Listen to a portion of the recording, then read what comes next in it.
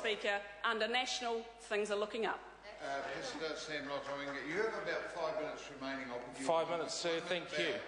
Okay, 1 minute, Bell. Thank you, and it's an honour and privilege to talk to this budget debate 2012.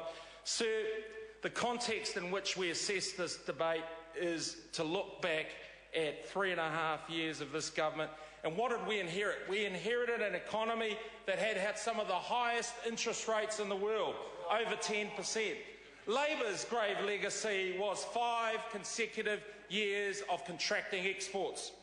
And Treasury forecasts were particularly grim, with predictions of deficits that will go out over 10 years. Sir, the prolonged global economic recession, the Christchurch earthquake and Labor's economic mismanagement have led to a long, dark night in our history. However, after a long, dark night, this budget represents morning again in New Zealand. It's morning again in New Zealand because this budget will balance the government's books by the year 2015. It's morning again in New Zealand because this budget delivers better government services. Morning again in New Zealand as this budget builds a more productive and competitive economy. Under this national government, the economy has steadily built up to the point where this morning 2,230,000 New Zealanders went to work, more than any time in our history. Interest rates are at historic lows, under 5% today, where they were over 10% in 2008. And finally, inflation was over 5% in mid-2008, and it's now at a low of 2.1%. The opposition have asked in this debate why it's important to balance the books. Well, it's important because as we look around the world, there are danger signs of countries where out-of-control debt has brought nations to their knees.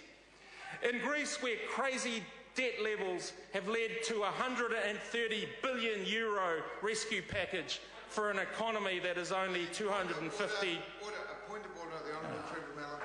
I apologise, Mr. Speaker, and I know that we are having problems with our speaker system and getting people's voices out uninterrupted to the world, but I think there's been an overcompensation, Mr. Speaker, and I think if you could ask... Order. If you could ask for the system to be turned down a little in the House, I'm a member slightly hard of hearing, sir, and I'll have trouble staying in here at that volume. Okay, I think that message has percolated to those that might do that. Sam Lotu-Iiga. Sir, in Spain, unemployment has hit 24%. The banking sector is in crisis there, facing serious downgrades and an imminent recession. But this national government will not allow this situation to happen here. It's through fiscally responsible policies, prudent economic management and sound common sense leadership that we will make this country bolder, brighter and better again. So you may ask, what does this budget do to balance the books? Well, we've closed tax loopholes around livestock and mixed-use assets to save $293 million over 4 years. We've removed tax credits where they were no longer serving their purpose, and this will save $117 million. But what's critical, sir, is that net core Crown debt will remain below 30%, which is a gold standard compared to other developed countries. Significantly, we are reprioritising $4.4 billion over the next 4 years to ensure that New Zealanders receive better public services in health, education, social services and science and innovation. And why are we doing this? We're doing this because these are the areas that matter to New Zealanders most. Sir, what's been clear in this debate is the ideological differences between those tired opposition benches against the government aspirational benches. And in a Harvard study, economists Alicina and Ardania investigated policies aimed at stimulating the economy in 21 countries between 1970 and 2007.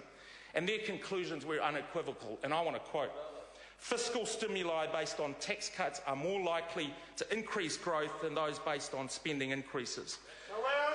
They added that spending cuts are much more effective than tax increases and stabilise. Sorry to interrupt the member, but the time for this debate has now concluded, and I call on the Minister of Finance, the Honourable Bill English.